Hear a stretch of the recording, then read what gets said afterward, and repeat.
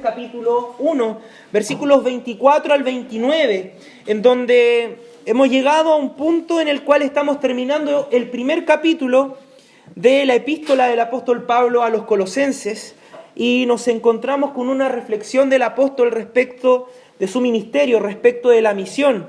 Les invito a que podamos leer el texto que está ahí en Colosenses para luego comenzar la exposición de la palabra. Pedirle mientras usted esté leyendo y escuchando el mensaje que esté orando por mí. Qué bueno es que cada día o cada momento en el cual compartamos la palabra de Dios se transforme en un momento también de temor considerando que somos nada delante de la grandeza de nuestro Dios, que somos nada delante del poder de nuestro amado y soberano Señor. Así que pedirles que podamos estar en esta hora con todo el corazón dispuesto a recibir el mensaje. Vamos a hablar respecto de la meta del esfuerzo. ¿El esfuerzo de quién? ¿Qué meta? De eso vamos a conversar, a compartir el día de hoy. Dice así la palabra del Señor, queridos hermanos. Ahora me gozo en lo que padezco por vosotros y cumplo en mi carne lo que falta de las aflicciones de Cristo por su cuerpo, que es la iglesia, de la cual fui hecho ministro según la administración de Dios, que me fue dada para con vosotros, para que anuncie cumplidamente la palabra de Dios, el misterio que había estado oculto desde los siglos y edades, pero que ahora ha sido manifestado a sus santos, a quienes Dios quiso dar a conocer las riquezas de la gloria de este misterio entre los gentiles, que es Cristo en vosotros, la esperanza de gloria, a quien anunciamos, amonestando a todo hombre y enseñando a todo hombre en toda sabiduría, a fin de presentar perfecto en Cristo Jesús a todo hombre. Para lo cual también trabajo luchando según la potencia de Él, la cual actúa poderosamente en mí. Para lo cual también trabajo luchando según la potencia de Él, la cual actúa poderosamente en mí. Les invito a que podamos hacer una oración, hermanos. Padre, quisiera pedirte en esta mañana de manera muy especial que tú fortalezcas mi vida, tú me animes, Señor, que toda distracción, cualquier circunstancia que pueda de una u otra forma, Señor, hacerme estar pendiente de mis necesidades, Señor, pueda quedar a un lado, Señor. Hoy, Señor, tú eres el que debe brillar. Hoy eres tú, Señor, el que debe levantarse por sobre todas las cosas, Señor. Y que nosotros podamos entender también como iglesia cuán importante es considerar, Señor, la meta, el esfuerzo del apóstol Pablo. Y cuál era ese esfuerzo y por qué cosas Pablo se estaba esforzando después de compartir estos hermosos deseos que él tenía por los colosenses, Señor. Dios, ayúdanos, que podamos ser edificados, que podamos ser levantados. Señor, primeramente el que habla, Señor, no siendo mayor que ninguno de los que está acá, Señor, sino todo lo contrario, Señor. Servidores tuyos somos, Dios. En el nombre de Jesús. Amén y amén. Hace algunas semanas, yo sé que algunos de ustedes se pueden acordar, ocupé la película Forrest Gump para hacer una ilustración al comenzar el mensaje. ¿Se acuerdan? ¿La vieron? ¿Cuántos llegaron a verla a la casa después del mensaje? Algunos me dijeron, yo la voy a ver cuando llegue a la casa. Ese día no dejé nada para la imaginación. Conté casi toda la película, el final, el principio, la trama. Pero hoy me permito volver a la película Forrest Gump, a una clásica escena para poder introducir el mensaje de hoy. ¿Cuántos se acuerdan de esa escena en donde Forrest por nada, así como que de repente se levanta y empieza a correr? ¿Sí? ¿Vieron Forrest Gump, cierto? Ya. De repente este hombre está sentado afuera de su casa y se levanta y empieza a correr. Y empieza a correr por todo Estados Unidos. Ese pareciera ser que es la meta. Y corre, y corre, y corre, y corre, y corre, y corre. Y una de las cosas que más captura la atención en esa escena de la película es que cuando él corre hay muchos que van detrás de él. Empieza a correr gente detrás de este personaje que pareciera ser que corriera por algo, estuviera esforzándose por una razón que sobrepasa el entendimiento de los que corren. Se comienzan a hacer poleras, se comienza a especular por qué está corriendo este personaje. La gente corre detrás de él, y la escena en donde Forrest está de una otra manera corriendo, termina en una calle bastante larga, en medio de un paraje desértico, y el hombre se detiene. Y detrás de él hay un montón de personas. No vamos a decir miles, pero un grupo bastante grande. Y se detienen expectantes. ¿Se acuerdan de esa escena, cierto? Están como así, ¿qué va a decir? ¿Qué va a decir? ¿Qué va a decir? Y Forrest se da vuelta y los mira, me cansé. Y se va. Y todos quedan así, ¿pero cómo? De hecho, ayer miraba la escena y uno le decía, ¿y ahora qué hago con mi vida? Es como que estaban esperando que él pudiera decir algo. Estaban esperando que este personaje, que el esfuerzo de este personaje tuviera sentido. Que el esfuerzo de Forrest pudiera de una u otra manera entregarle esperanza. Especulaban, quizás está corriendo por los niños, quizás está corriendo por el hambre, quizás está corriendo por alguna dificultad, o quizás quiere llamar la atención. Especulaban respecto de lo que Forrest hacía.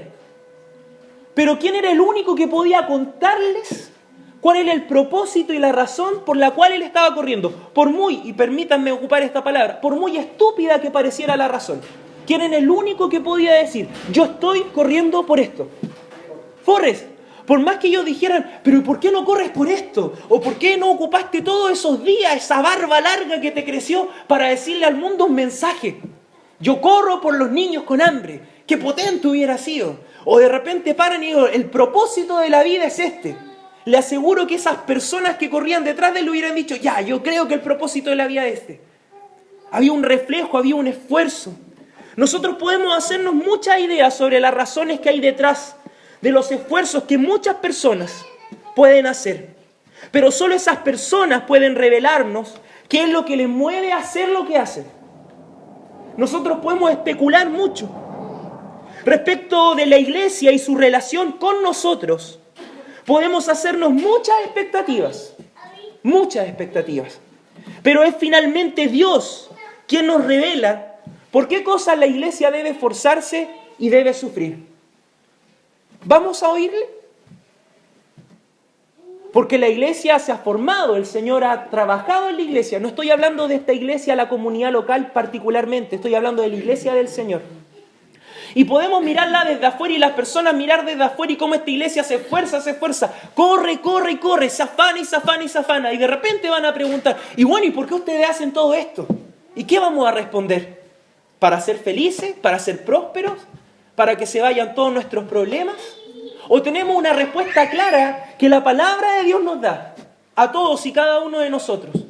Y por eso quería ocupar esta ilustración en esta película, perdónenme la mundanalidad, pero creo que es bastante coloquial y entendible poder ver cómo nosotros también tantas veces colocamos en esfuerzos, colocamos en actitudes de las personas conceptos e ideas que no están presentes realmente en ellas.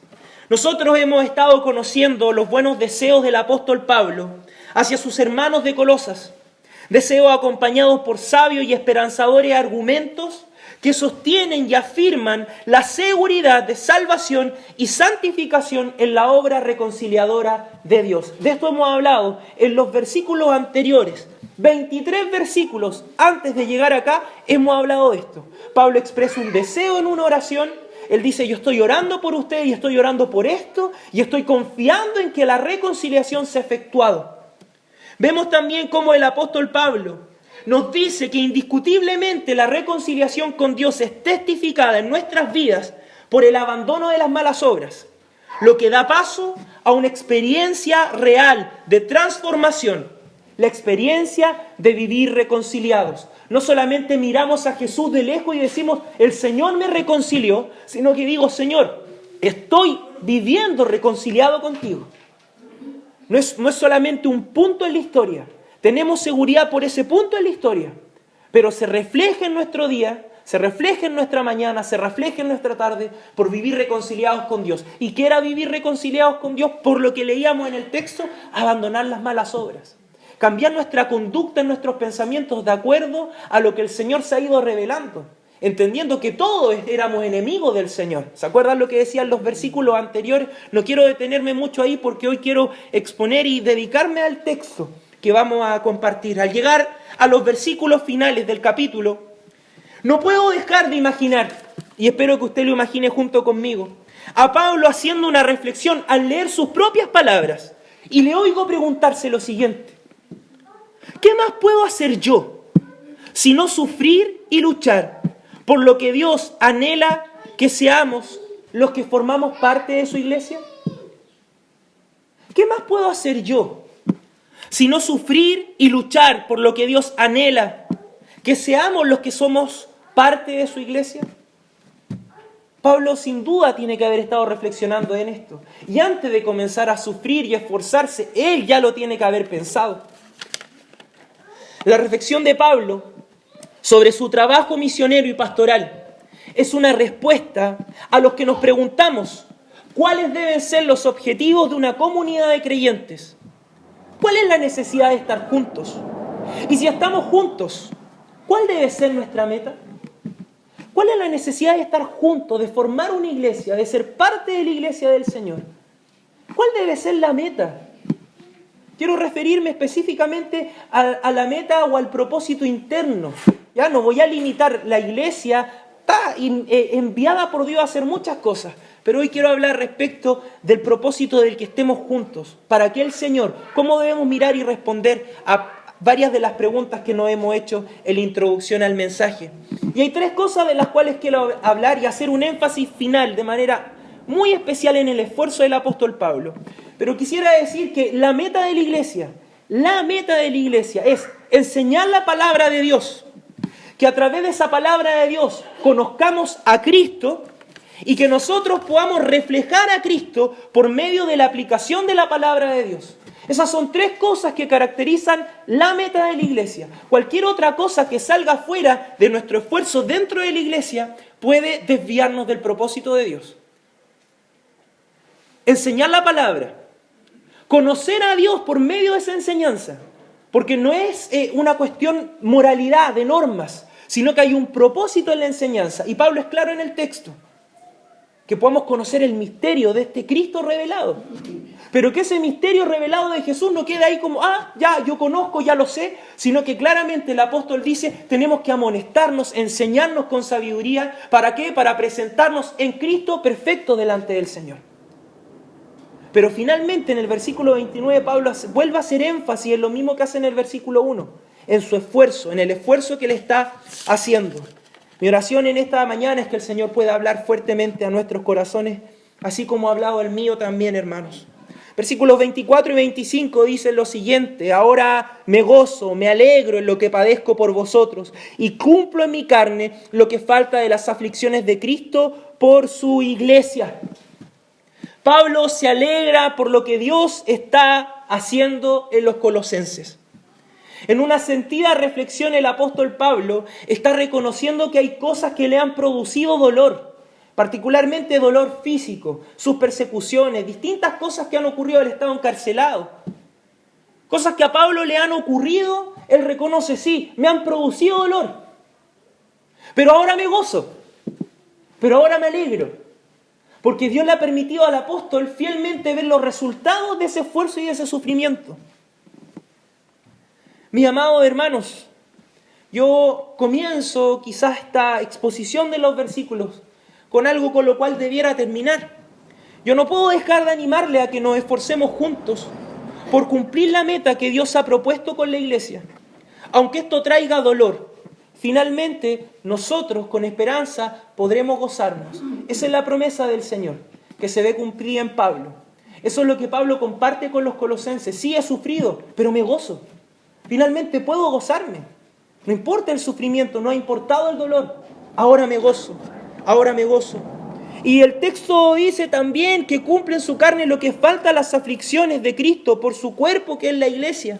¿Será que hay algo que Pablo debe hacer para que la obra de Jesús se complete? ¿Le faltó sufrir algo a Cristo? Nos preguntamos cuando nos enfrentamos a este texto. Leí varios comentarios quiero hacer también mi propia interpretación de acuerdo a lo que otros textos en las cartas de Pablo nos muestran. Y debemos responder estas dos preguntas que, por supuesto que no. Nada ha faltado. Cristo lo hizo todo. Nosotros no podemos ni agregarle ni sumarle a su sacrificio. Él lo hizo todo. Y eso usted tiene que estar consciente. Esto no puede ser un argumento para que hombres y mujeres despiadados se apoderen o traten de controlarnos. No, Dios lo ha hecho todo. Él lo ha hecho todo. El tema es el siguiente. Pablo se refiere, como también lo hace en otras cartas, a que los mismos sufrimientos de nuestro Señor han de cumplirse en Él. Y así ocurrió. Y ocurre con muchos de nuestros hermanos en la antigüedad y el día de hoy. Consciente de que aún falta que se pueda cumplir mucho más. Mucho más. En otras cartas él comparte, están en mí las aflicciones de Cristo, dice el apóstol Pablo. Haciendo énfasis, uno dice, ¿cómo entonces Pablo es como Cristo? ¿Sufre lo mismo que Cristo? ¿Por el mismo propósito que Cristo? No. Él está compartiendo que así como Jesús fue perseguido por compartir el reino, por llevar adelante la palabra, Él no es menos, también tiene que sufrir. Y sabe que hay muchas cosas que aún deben de cumplirse en Él. Ese es el sufrimiento que Pablo está cumpliendo en su carne, consciente de que aún falta mucho más. Y todo esto, dice el texto, que lo hace por la iglesia. No lo hace por ganar algo, no lo hace porque es necesario para que su salvación sea completa, no lo hace para obtener un favor de Dios, sino que él dice, yo tengo que hacerlo porque lo hago por la iglesia, porque Cristo también sufrió por la iglesia. Por eso hace este paralelo con los padecimientos de Jesús. Jesús sufrió por la iglesia, por su cuerpo, para hacernos parte de Él. ¿Por qué cosas entonces debemos sufrir los cristianos? ¿Cómo el sufrimiento puede transformarse en alegría? ¿Cómo los padecimientos de Jesús en el apóstol Pablo pueden transformarse en gozo y alegría? El versículo 25 comienza a exponernos la razón de las aflicciones del apóstol Pablo. Y la primera meta que debemos nosotros mencionar es el anuncio fiel de la palabra de Dios. Versículo 25. De la cual fui hecho ministro según la administración de Dios que me fue dada para con vosotros, para que anuncie cumplidamente la palabra de Dios. Pablo dice que él fue hecho ministro de la iglesia, según lo que Dios le entregó, según lo que Dios le dijo que él debía hacer por la iglesia. Y lo primero que Pablo menciona en su reflexión al estar terminando este primer capítulo, menciona sobre el anuncio fiel de la palabra de Dios. El anuncio fiel de la palabra del Señor. Cumplidamente la palabra de Dios. Pablo cumple su ministerio. Él tiene una misión para con la iglesia. Una misión encomendada por Dios. Y la parte más importante de su misión es la predicación del Evangelio y la enseñanza de las Escrituras. ¿Usted sabía eso? A nosotros nos van a preguntar, ¿y a qué vaya la iglesia? ¿Y qué es lo que la iglesia te entrega? ¿Y cuál es la misión de la iglesia? ¿Alimentar a los pobres? Llamar la atención, hacer presente, reclamar por las cosas que son contrarias a la ley de Dios.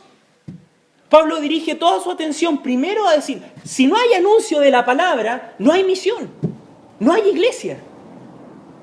A eso me encomendó el Señor. Primeramente el Señor me encomendó a poder predicar el Evangelio y enseñar la palabra del Señor. Y el texto avanza y nos cuenta cuál es el resultado, qué es lo que nos entregan esas palabras. Versículo 26 dice, cumplidamente la palabra de Dios, termina el versículo 25. Continúa, el misterio que había estado oculto desde los siglos y edades, pero que ahora se ha manifestado a sus santos, a quienes Dios quiso dar a conocer las riquezas de la gloria de este misterio entre los gentiles, que es Cristo en vosotros, la esperanza de gloria. Amén. Entonces el apóstol Pablo nos dice, hay un propósito, que hay un mensaje que la palabra de Dios, el anuncio de la palabra de Dios, cumplidamente el anuncio de la palabra de Dios entrega. Y es que este revela un misterio. Podemos decir entonces que otra de las metas de la iglesia es que a través de la palabra conozca a Cristo. No esté pendiente de otra cosa, sino conocer a Jesús por medio de la palabra de Dios. Y el propósito del plan de redención, la meta de la palabra de Dios, queridos hermanos, es dar a conocer a Cristo. Y esa meta debe proponerse la iglesia del Señor. Usted dirá, ¿por qué es necesario hablar esto? Porque podemos enseñar la palabra, podemos anunciar el Evangelio, pero no para que la gente conozca a Jesús. Podemos tener otra motivación en el corazón. Y usted, al igual que yo, lo sabe. Si es sincero con usted mismo, muchas ocasiones de nuestra vida hemos ocupado el Evangelio como una excusa, quizás simplemente para calmar el corazón de un alma angustiada, sin hablarle de Jesús y revelarle el misterio que estuvo oculto por los siglos, pero que hoy nos ha sido revelado y que en Jesús nos fue revelado. Estos versículos nos explican esto y despejando toda duda frente a lo que la Biblia pueda significar. Para unos o para otros, Pablo defiende la claridad del anuncio. Pablo está defendiendo la claridad del anuncio. El misterio se ha dado a conocer. Y el misterio es que para todo pueblo y nación, Cristo siempre ha sido la esperanza de reconciliación con Dios. El misterio que se ha revelado, si hablamos de este misterio específico del cual está hablando el apóstol Pablo en este texto, es que para todo pueblo y nación, Cristo siempre ha sido la esperanza de reconciliación con Dios. Hoy día nos encontramos en la televisión con distintas personas especulando respecto de lo que la Biblia significa, lo que la Biblia nos puede entregar, cuál es el mensaje que ésta nos entrega. Y Pablo despeja toda duda en medio de una sociedad dada a las religiones de misterio. Pablo dice, no, aquí el misterio se reveló. Y es claro, que Cristo es la esperanza de gloria. No hay misterio. No hay otra revelación más alta. No hay otra cosa que nosotros debamos buscar en la enseñanza y el anuncio del Evangelio, sino a Jesús. Por esto nosotros debemos tener claro que es a Cristo, su plan de redención, sus mandatos a los que Él ha redimido, lo que la Biblia nos revela. Si buscamos cualquier otra cosa o no nos acercamos a la Biblia por medio de Jesús, esta sigue siendo un misterio. Es más, la terminamos transformando en una religión de misterio, ahogándonos en especulaciones, cuando este anuncio es claro. Y Pablo lo dice. El misterio fue revelado. El anuncio del Evangelio, el propósito de la palabra de Dios es claro para nosotros. Solamente debemos someternos y rendirnos a ella, que va a ser parte de la conclusión del mensaje del día de hoy, de lo que quiero hablar. El anuncio de la palabra de Dios afirma la necesidad del sacrificio de Jesús a causa de nuestros pecados. Creer a ese anuncio nos hace conscientes de la obra constante de Jesús en nosotros por medio del Espíritu Santo. Esta es la riqueza del misterio revelado. Esta es la grandeza del misterio, que hay esperanza de salvación en Jesús para todos, para todo pueblo, lengua y nación, y que hay seguridad de esa salvación para quienes la reciben. Seguridad de encontrarnos con Dios. Por eso el texto dice que es Cristo en vosotros la esperanza de gloria. La esperanza de este encuentro con Cristo. La esperanza de este encuentro final con Dios. Riqueza de la gloria del Señor. Riquezas del carácter, riquezas de la transformación, de la santificación de nuestra vida. Son reveladas en Cristo. Si no conocemos a Cristo a través de la palabra, todos los mandatos morales de la Escritura nos van a hacer grandes cargas, no los vamos a apreciar, nos van a ser riquezas para nosotros. Pero cuando la Biblia se nos revela a través del lente de Jesús, nosotros entendemos y valoramos y consideramos como riquezas de la gloria de Dios todas esas cosas que Él nos entrega a través de su palabra. Bueno es el Señor, hermanos, que también nos convida en esta mañana, no solo y no menos importante, a aprender y conocer el anuncio de la palabra de Dios. No solo nos dice que nos comprometamos y nos propongamos conocer a Cristo a través de ese anuncio y de la enseñanza de la palabra de Dios, sino que también el Señor nos dice, por medio de las palabras de Pablo, que debemos reflejar a Cristo, Debemos reformar nuestra conducta, cambiar nuestra vida. Sus palabras, su conocimiento debe producir algo en nosotros. El versículo 28 dice: ¿a quién anunciamos? ¿A quién? A Cristo. ¿A quién anunciamos? Amonestando a todo hombre y enseñando a todo hombre en toda sabiduría, a fin de presentar perfecto en Cristo Jesús a todo hombre. El anuncio viene acompañado de un llamado al cambio.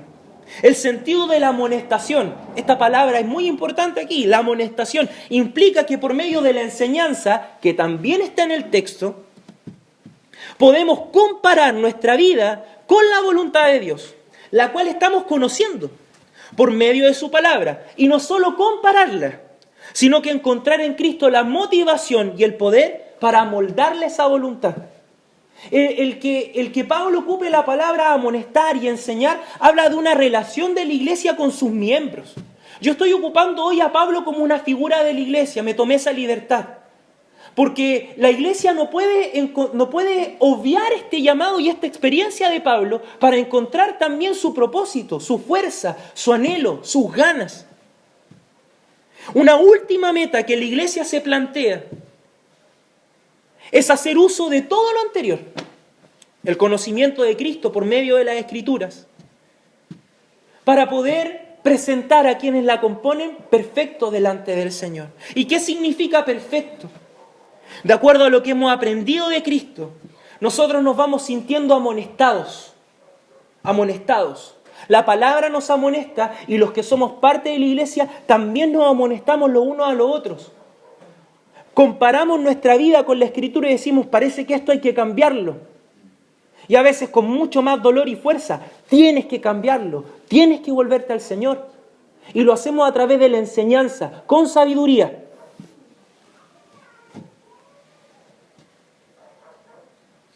Cristo es la seguridad de ese avance, hermanos.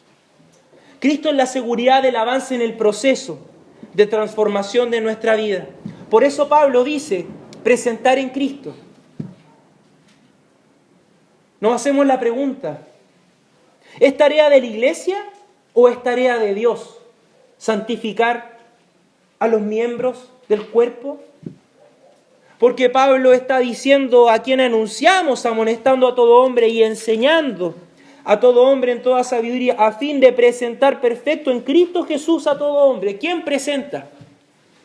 Pablo está diciendo que él va a presentar, que es su deseo, su anhelo de que todo lo que la palabra, el conocer a Cristo, a él le permita finalmente presentarles delante del Señor perfectos. El tema es el siguiente, hermanos, para que nosotros lo podamos entender bien. Dios usa a la iglesia como un instrumento para presentar perfectos a quienes son parte de ella. Por lo tanto, nosotros sí debemos asumir la responsabilidad de amonestar y enseñar. Tenemos que salir de nuestro letargo, de nuestra pasividad, en donde decimos, no, el Señor va a hacer la obra. Si Él es el que santifica, sin duda. Pero por eso es importante entender el versículo 29, en donde Pablo dice, según la potencia de su poder. Entonces, si Pablo presenta a los creyentes, si él está luchando para presentar a los creyentes delante de Dios perfectos, según la potencia del poder de Dios, finalmente, ¿quién entonces es el que los presenta? Dios. Dios es el que nos presenta. Dios sobre la vida de Pablo. Dios le da poder a Pablo. Dios incentiva su corazón a que esa sea su motivación. No fue algo que nació de Pablo, yo quiero terminar mis días y que todos los hermanos de nuestra iglesia de Colosa puedan estar perfectos y haber cumplido todas las normas y las leyes para estar ahí santitos delante de Dios. Pablo está totalmente confiado en la obra de Cristo. Por eso él dice presentarlo en Cristo. Confío en que Jesús va a hacer la obra en ustedes. Pero no estoy pasivo, no estoy impávido, sino que me esfuerzo. Y nosotros nos esforzamos. Versículo 29. ¿Me va a creer que me quedan 2 hojas todavía? Es que esta es la parte importante del mensaje de hoy, hermanos. Que todo ha sido importante, pero de esto hemos reflexionado. Pero esto es algo que el Señor quebrantó mi corazón mientras repasaba el último versículo. del primer capítulo a los Colosenses. Dice el versículo 29, para lo cual también trabajo luchando según la potencia de Él, la cual actúa poderosamente en mí. Solo palabras que vienen a darnos seguridad. Solo palabras que el apóstol Pablo, al compartirlas, seguramente los colosenses van encontrando en ellas poderosamente en Él. Es Dios el que está trabajando en Pablo. Finalmente todo lo que Pablo ha hecho ha sido porque Dios se lo ha mandado a hacer. Puras palabras que van produciendo seguridad, pero que también nos colocan una responsabilidad. Lo trascendente en esta parte de la epístola del apóstol Pablo a los colosenses es que él asume una posición de comisionado. Me tomo la libertad de decir de representante de Dios para dar a conocer el propósito constante de su esfuerzo en la misión. Debemos notar que Pablo hace énfasis en que no es su propio esfuerzo, sino la potencia de Dios obrando en él. Eso quiere decir que es Dios quien está trabajando. Vuelvo a darle la misma idea, para que nosotros no dejemos de glorificar a Dios por la vida de hombres como Pablo y por la iglesia. Por lo tanto, es mucho más que ver a Pablo, ver que él dice que a él no le importa sufrir o que se alegra por haber sufrido para alcanzar un sueño de él o una meta de él. En el versículo 1 vemos que Pablo está diciendo, ahora me gozo. Versículo 24, ahora me gozo en lo que padezco por vosotros. Pablo se ha gozado. Pero no es que Pablo se ha gozado porque ha cumplido una meta propia, una meta personal. No es que Pablo se ha gozado porque ha podido lograr un objetivo o cumplir un sueño. A él no le importa sufrir por hacer presente la voluntad de Dios para la iglesia y haciendo uso de la fuerza que Dios le ha dado, llevarla a cabo. Ese es el tema. A Pablo no le importa sufrir, se goza por poder dar a conocer la voluntad de Dios, por revelar el misterio. Pero no solo se goza por eso, sino que se goza porque él ve que Dios le está dando fuerza potentemente para presentar a esta iglesia perfecta delante de él. Dios lo hace. Si Dios no obra, no hay iglesia, no hay perfección, no hay misterio revelado. Es esta mezcla entre la responsabilidad del hombre y la soberanía de Dios que es tan maravillosa, hermano. ¿Es esta la única misión de la iglesia? ¿Es por lo único que Pablo se esforzaba y sufría? Por supuesto que no, pues mis hermanos. Pero el contexto del pasaje, sumado al énfasis del apóstol, apunta al propósito del discipulado y de la vida de iglesia. Nos da un parámetro claro sobre cuál debe ser el constante esfuerzo de las comunidades, que las comunidades deben realizar en beneficio de sus miembros. ¿No se esforzaba Pablo por evangelizar? Claro que sí. Pablo se esforzaba por evangelizar, por predicar, por las misiones. Pero nos hacemos la siguiente pregunta. ¿Qué hacemos con los evangelizados? ¿Les decimos Dios va a cumplir todos tus sueños? ¿O Pablo nos está diciendo otra cosa en este texto? Otra cosa por lo que nos podemos esforzar. Mostrar a Cristo en todo lugar. En mi trabajo, en mis estudios, en todo lugar. Sí, mostramos a Cristo. Pero ¿cómo se va a producir eso? ¿Cómo vamos a mostrar a Cristo? Si no conocemos la palabra del Señor, si no conocemos a Cristo a través de la palabra del Señor y nuestra vida no ha sido transformada. Por muchas cosas la iglesia se esfuerza, hermanos. Por muchas cosas. Pero de manera particular, respecto del propósito interno, respecto de nuestras relaciones, respecto del por qué estamos juntos, esto es por lo cual nosotros debemos esforzarnos. ¿Podría alguno argumentar? Yo quisiera que Pablo y la iglesia se esforzaran por otras cosas. Creo que hay otras cosas por las que la iglesia debería esforzarse y trabajar. Mejorar nuestra calidad de vida, solucionar nuestros problemas, sanar enfermos, anunciar el futuro, ayudar a las personas a tomar buenas decisiones en la vida, etcétera, etcétera, etcétera. Yo creo que la Biblia revela que hay otras cosas más por las que nosotros nos debemos esforzar. Podemos olvidarnos de esto, o podemos hacerlo juntamente con esto.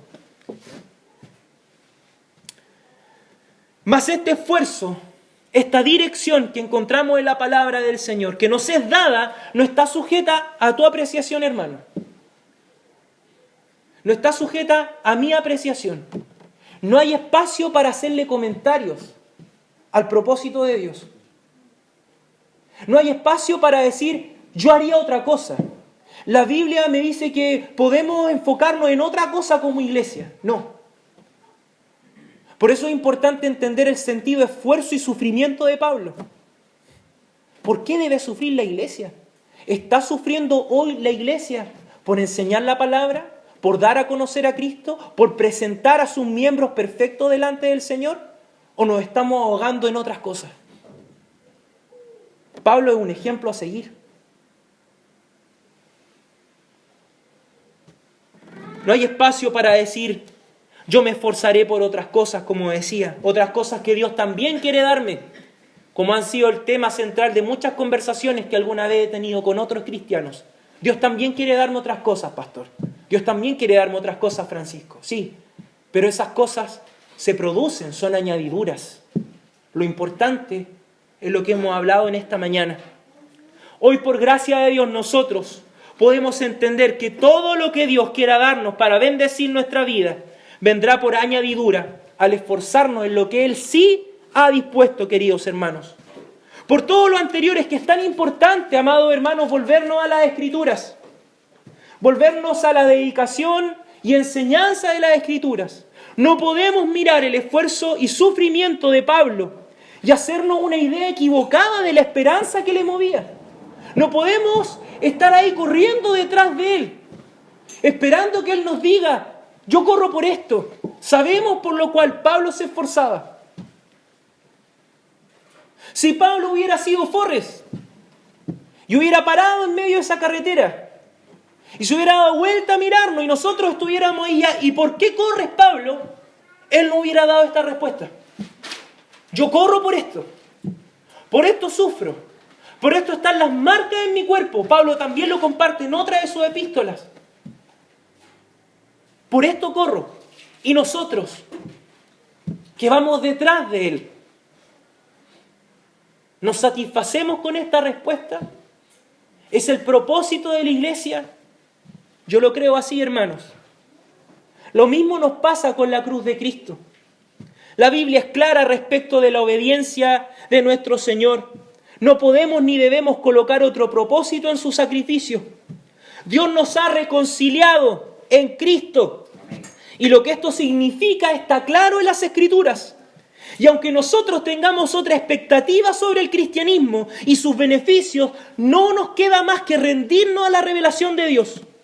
De no ser así, déjeme decirle que vamos a estar viviendo cualquier otra cosa menos el Evangelio de Jesús. Y por eso es importante terminar este capítulo reflexionando en el esfuerzo del apóstol. En el gozo por el sufrimiento, hermano. Gozo por sufrir. Y más encima sufrir lo que él dice que son estos padecimientos como los de Jesús.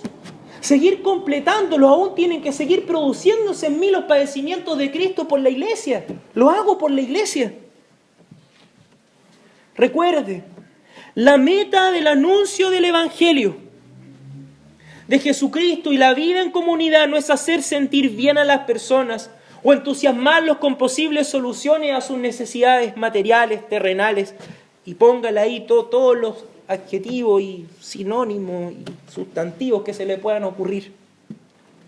Por medio de las Escrituras, el Señor nos habla, nos dice que la meta es reconciliar con Dios a los hombres y mujeres que Él escogió por medio de las Escrituras para que le conozcan realmente y así puedan ser transformados. Finalmente nos preguntamos, ¿cuál es mi objetivo al ser parte de la iglesia y buscar a Dios? ¿Está acorde al objetivo del apóstol? ¿Estamos dispuestos a cambiar nuestra meta? ¿Podemos confiar en lo que Dios quiere obrar en nosotros como algo suficiente y necesario? ¿Qué es lo que nosotros debemos esperar de la iglesia, hermanos? Algo que pocas veces le decimos a los que les predicamos el Evangelio. ¿Qué es lo que nosotros debemos esperar de la iglesia? ¿Qué es lo que yo debo esperar al estar ocupando un lugar en esta comunidad? Lo que usted debe esperar es que esta comunidad trabaje y se esfuerce de manera conjunta en conocer las Escrituras para conocer a Cristo y reflejarle en una vida transformada. Lejos de este esfuerzo no está la amonestación constante ni la enseñanza de la palabra de Dios, con sabiduría, con amor, con misericordia.